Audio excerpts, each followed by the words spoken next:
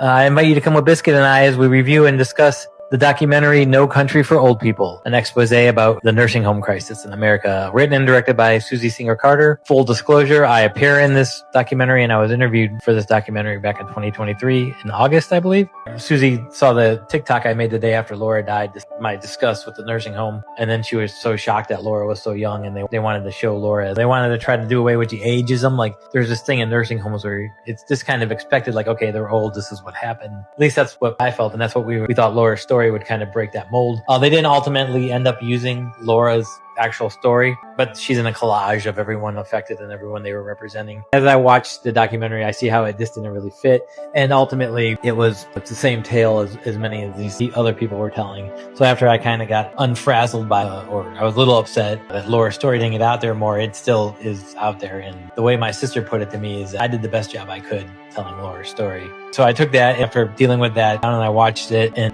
it's really, really good. It's hard to watch for me. I imagine anyone who's been through that ordeal, it's very difficult to watch. If you have an elder parent who you're thinking about putting at home, I highly suggest you watch it. It's available on Amazon Prime for $4.99. It's a 3-part series.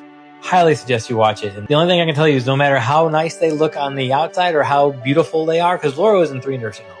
One was just immaculate, looked like a hotel. One was horrible, looked horrible, was completely horrible. One was just average. But at the core, they were all the same. And I think Susie does a really excellent job of breaking down how they were all kind of the same and the underlying issues and the underlying excuses that nursing homes give and how they're just there to make money off of your family member. And care is kind of secondary. It's really good. And she really put in the work to make sure everybody got the knowledge out. So I highly recommend it. It is a hard watch if you've been through it or if you have a loved one in the home, but it's good and it's well worth the watch and it's well worth the time because it's a major crisis that no one pays attention to. So I recommend it.